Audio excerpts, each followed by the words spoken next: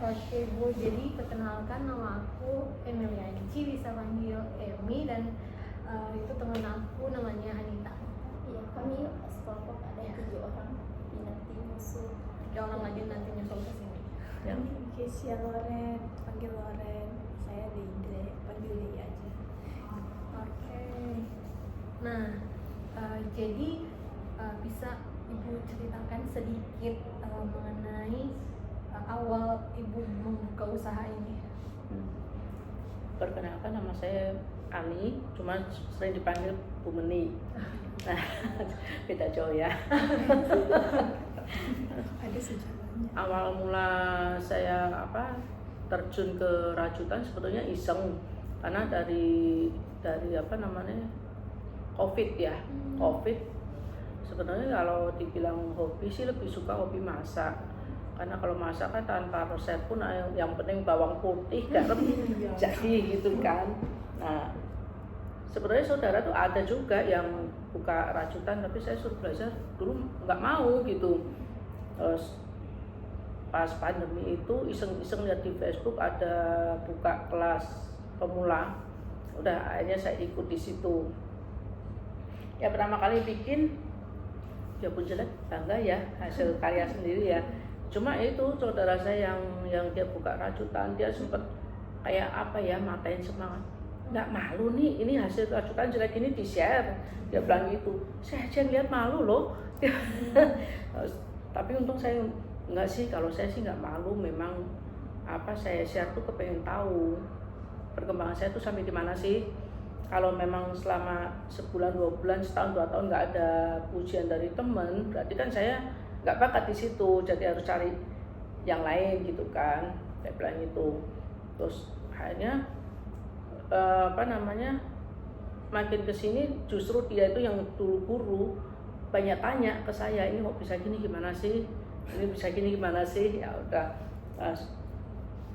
dari udah mulai hasil rajutan mulai lumayan lah buat saya gitu, baru saya berani ikut pasar. Terus paling kalau ada teman-teman pemasarannya, teman-teman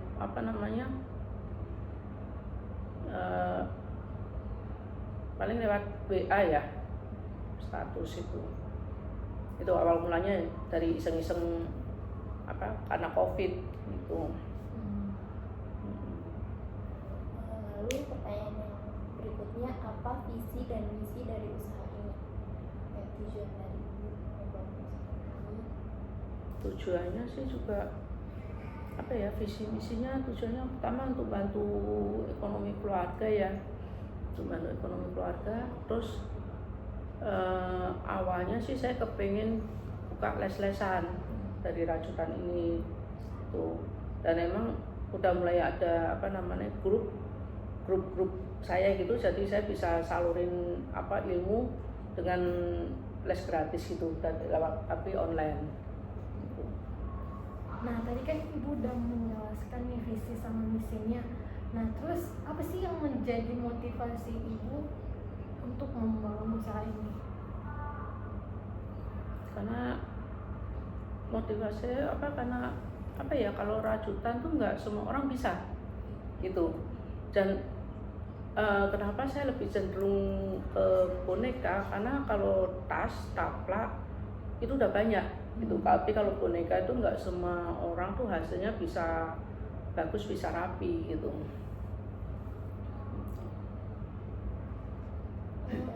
Terus pertanyaan berikutnya, siapa saja pelanggan utama dari usaha ini? Mungkin dari usia, gender, atau pekerjaannya, mungkin ada yang mempengaruhi. Kalau untuk usia dari anak ABG ke atas nih itu.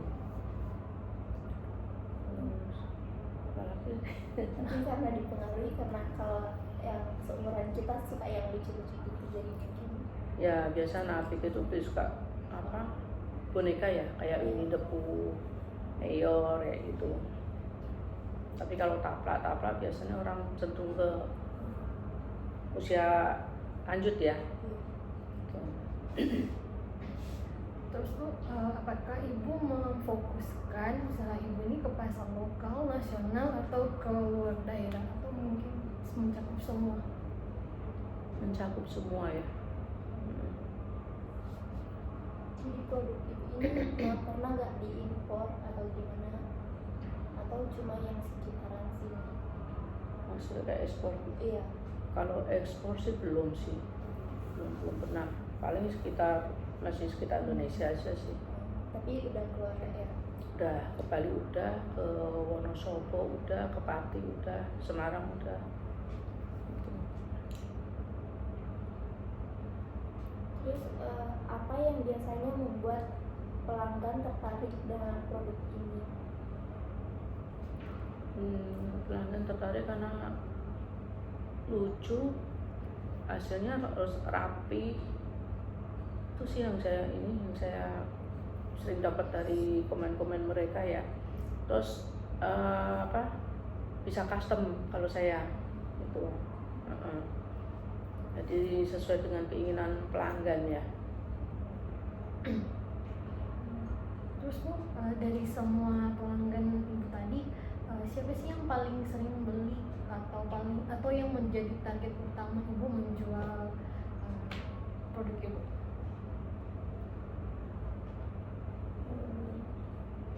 Anak-anak itu ya, anak-anak kampus, anak-anak kuliah itu. Terus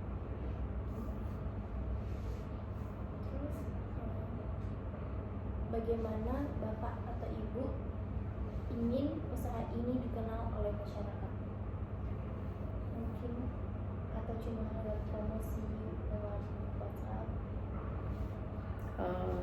Untuk lebih dikenal saya lebih banyak ikut pasar ya, pasar nggak cuma di daerah Tangerang aja tapi di Jakarta juga gitu. Tuh, terus luar kota juga pernah, ke Jogja untuk pernah pasar sana. Kalau lewat sosial media, Kak, ibu punya sosmed untuk nyebarin kalau ini punya produk, ibu buat produk ini dijual? Paling Instagram. Kalau Shopee baru mau ini. Udah bikin tokonya sih, cuma belum tinggal nge-share doang sih. Kalau lewat relasi ibu, mungkin ibu punya teman, terus ikut nyebarin atau enggak? Ada juga, terus saya juga masuk ke galeri-galeri kayak di terminal tuh, Hotel Anara ada, terus di Harmony Exchange itu juga ada. Terus Bu, apakah ada nilai lebih dari produk ibu ini jika dibandingkan dengan produk yang sejenis dengan produk ibu? Kalau keunggulannya tepatnya hasilnya sih lebih rapet ya. Kalau yang lainnya tuh kebanyakan masih bolong-bolong gitu.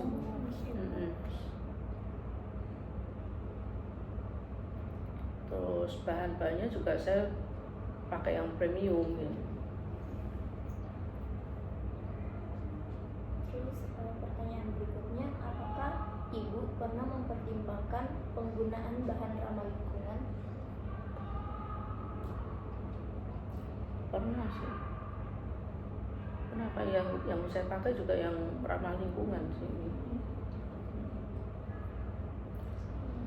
Terus Bu, gimana caranya agar dapat menjaga kualitas dari produk ibu ini? Menjaga kualitas juga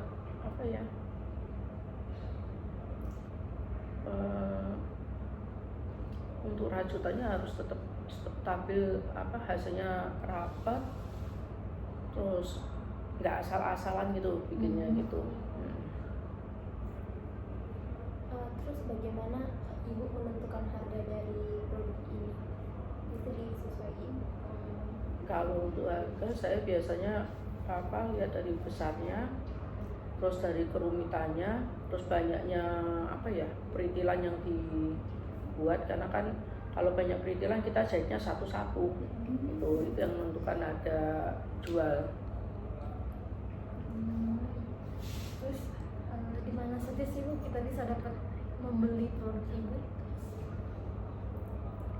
Kalau ini ada di Hotel Anara, terus Harmony Exchange, deket itu yang Hotel Yellow itu, terus di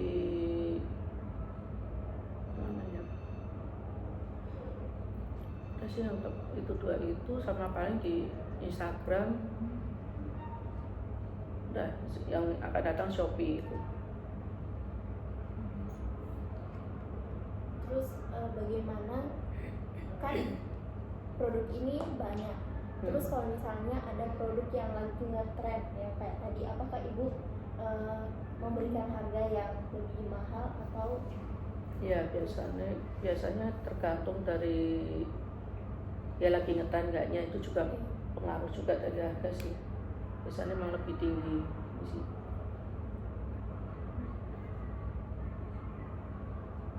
Nah, menurut ibu apa pentingnya keberlanjutan atau ramah lingkungan dalam usaha ibu? Apa pentingnya keberlanjutan atau ramah lingkungan dari produk yang ibu buat ini? Untuk ramah lingkungannya gitu ya. Untuk ramah lingkungannya tuh apa ya, kayak misalnya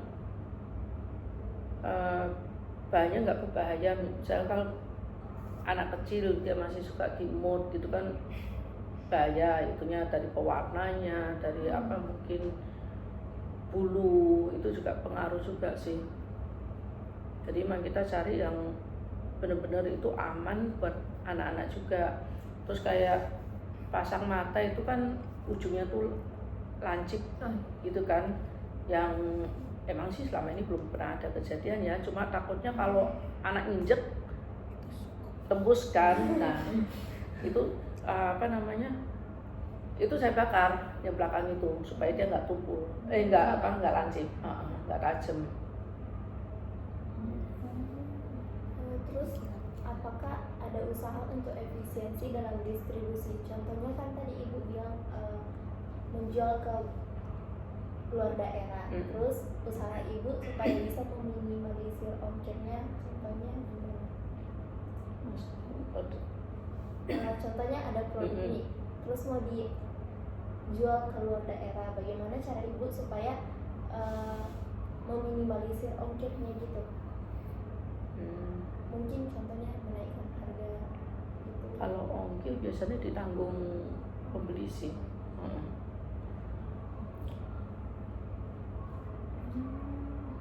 Nah, terus apakah ibu pernah mendapat masukan dari pelanggan mengenai isu lingkungan kayak tadi yang ibu bilang? Selama ini belum ada sih. Kalau dari produknya sendiri bukan cuma untuk ramah lingkungannya, mungkin apakah ibu pernah menerima masukan gitu? Masukan itu belum pernah ada sih. Cuma saya ada juga daur ulang dari botol mineral. Botol mineral kalau nggak kita jadiin tempat pensil, terus kita hias pakai kepala boneka kayak gitu. Ada juga saya bikin apa namanya, kursi dari botol minuman beberapa gitu, saya diisi kain atau kertas gitu, terus tutup, baru kita bungkus dengan rajutan. Terus apa tantangan terbesar yang pernah dihadapi ibu dalam mengembangkan usaha ini? Tantangan terbesar paling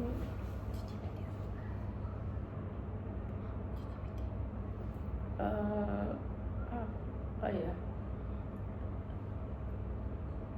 modal doang sih paling. Kayak misalnya gini, apa namanya, kalau kita bikin boneka kelinci, saya cari warna biru dan gitu, karena belum tahu pakai berapa gulung, mesti harus banyak itu loh. Karena kalau ntar saya beli dikit, beli 2 itu mungkin cukup, cuma begitu kurang kita beli lagi, warnanya itu beda tipis. Nah beda tipis itu kalau dirajut kelihatan. Itu kalau cuma alian gitu kita nggak begitu tahu kan, tapi kalau begitu apa namanya udah jadi baru kelihatan bedanya. Cuma kalau memang bedanya istilahnya cuma kurang 2 di tangan, itu saya masih nggak tahu kelihatan kan. Tapi kalau nyambung di badan, udah akhirnya dedel semua, ulang dari awal gitu. Terus nih pertanyaan terakhir Bu, apa harapan Ibu ke depannya untuk usaha Ibu ini? Kedepannya semakin banyak orang yang suka ngerajut, karena itu penting juga sih ya buat istilah yang ngisi waktu luang juga bisa untuk apa ya, cari uang juga gitu. Terus apa namanya, orang lebih menghargai lah dari misalnya hasil karya ini dengan nggak nawar dengan murah banget, oh kan cuma dari benang.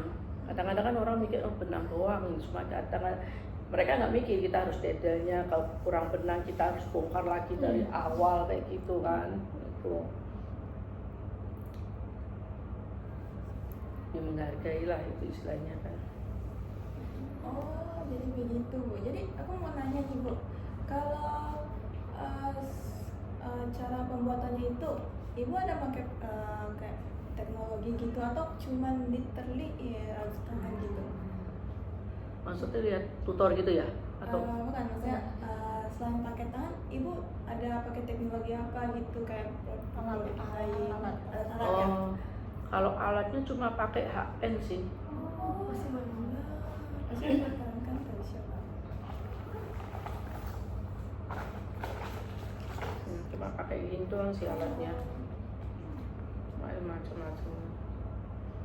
Cuma untuk kalau kayak gini kan ada ukurannya tuh, ini 5, 6, tergantung dari benangnya. Benangnya kecil berarti ukurannya lebih kecil. Bukan berdasarkan dari barang kayak misalnya yang beruang ini Bu kan besar, bisa jadi pakai yang itunya yang lain gitu ukurannya gitu. Iya, tergantung dari ukuran benang.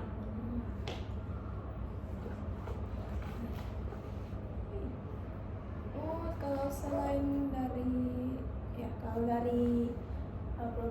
produk-produk yang ada di sini Bu, yang paling susah menurut Ibu dari sini yang mana sih kalau Ibu buat?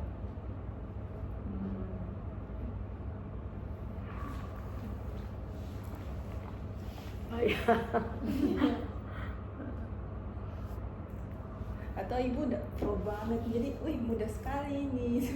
Sebenarnya paling susah tuh kalau kita dapat custom. Dan customnya itu dia custom cuma ngasih gambar karikatur itu. Nah sempat saya bingung ini nih bentuknya orang atau hewan gitu kan. Makanya udah dia ngomong bentuk kayak bentuk rupa tapi ya telinganya telinga kelinci, ya udah saya baru bikin pola sendiri kalau itu. Ibu mulai usaha ini dari tahun berapa Bu? Tahun 2020 itu baru belajar. Belajar ya? Untuk pas COVID ya? Ya pas COVID. Lumayan cepat ya? Awalnya ini langsung banyak yang laku atau perlahan-perlahan sampai Perlahan sih. sekarang? Perlahan sempat stres juga nggak laku-laku.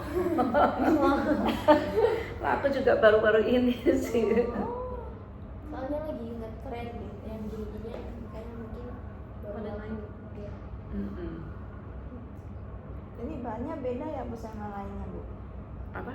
Bahannya gitu kayak lebih Ini lebih tipis. gitu daripada yang ini. Bahannya lebih tipis benangnya. Kalau yang ini nih pakai benang-benang kayak gini. Banyak. Berarti Ibu supplier dari bahan-bahannya itu Ibu biasanya beli di mana atau ada supplier khusus ke Enggak orang sih. khusus? Kalau itu paling ke online, kalau enggak ke toko offline tuh ada yang deket rumah ada. Oh, Ibu udah punya karyawan atau cuma Ibu sendiri? Sendiri. Sendiri kan udah sebanyak ini Bu. Ya kebetulan kan pas saya ada insomnia juga kan, jadi susah tidur kan. Kalau dulu cuma ngeliatin orang tidur kayak kesel gitu ya. Kalau sekarang kan orang itu ya udah saya masih ngerjain gitu loh. Terus mulai bisa banyak variasi itu semenjak saya ikut kelas luar dari Spanyol, Turki kayak gitu, tapi lewat online juga sih. Dan kalau orang-orang luar tuh kan lebih disiplin kan, waktunya juga lebih cepet, jadi kita berusaha untuk bisa ngerajut cepet gitu loh. Ya dari situ lumayan sih, jadi ada perkembangan juga sih. Kalau yang ini baru belajar kemarin. Keren. Itu bagus. Perpaduan marah sama keren ya Bu. Iya. Keren Di luarnya bagus tapi di dalamnya masih berantakan, tapi isinya masih kendor dalamnya. Masih ada yang ini kan longgar gitu. Iya. Tapi udah bagus-bagus. Kalau di Instagram ibu cuma fotoin terus unggah atau Iya, gimana? foto juga. Soalnya sekarang lagi ngetren kayak ngejual di TikTok gitu, tiba-tiba viral. Oh, belum TikTok belum saya. Belum. Tapi tas ibu nggak bagus loh. Itu gimana ya? Kayak meminimalisir pencopetan. Pencopetan. Iya, soalnya kan banyak ya tasnya kayak langsung kayak jepit sudah, nggak ada kayak resleting atau Oh, ketutup iya. semua gitu. Kalau satu produknya biasanya butuh waktu berapa lama? Kalau butuh waktu berapa lama sih sebetulnya tergantung dari mood sih. Dari moodnya, kalau emang lagi nggak moodnya hilang, hasilnya kadang-kadang kurang maksimal gitu loh. Kayak ini sebetulnya karena terpaksa ini. Kalau enggak miring sebetulnya. Ini miring karena kan emang berapa hari ini lagi kayak nggak mood bikin gitu loh. Kemarin dipaksain hasilnya miring jadinya. Mau bongkar males. Tapi emang dari pertama buat ini emang langsung promosiinnya lewat media sosial atau Ya, sosial. kalau yang dari media sosial sendiri itu banyak gak yang beli dari medsos atau mungkin yang lebih banyak kan dari kenalan ibu Kebanyakan dari pasar sih. pasar? Pameran gitu. Terakhir kali ibu pameran itu kapan ya? Siapa tahu saya lihat ya kan. Tahun 2022 di SBSD. Buat SBSD. Tapi kalau yang kemarin-kemarin masih jarang-jarang ikut sih, paling setengah tahun sekali baru ada lagi. Kalau sekarang mungkin udah mulai banyak linknya kan, banyak kenalan, jadi lebih sering itu. Tapi tokonya sendiri belum ada Bu. Banyak? Tokonya sendiri Belum. Itu yang besar nggak? Oh. Lagi. Oh. Kemarin yang sempat juga jadi mentornya di Sahabat Sandi. Itu waktu di Jogja suruh ngajarin pengunjung gitu loh, yang orang lihat pameran itu. Kita pergi aja ya.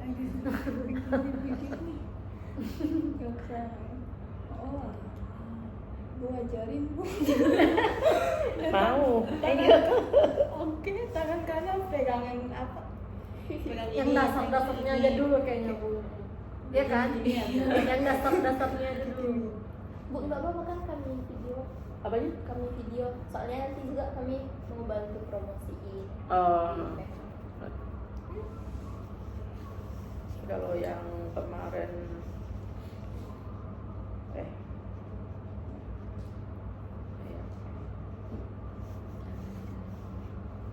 Nama Instagramnya apa Bu? Histoya Craft. Ada kisah balik dari nama Yestoya Iya. nggak Bu? Apanya? Kisah baliknya Dari nama namanya, dari kenapa jadi Yestoya. Yesto? Oh, kenapa jadi nama Yestoya? Iya. Yestoya itu sebetulnya buat apa ya?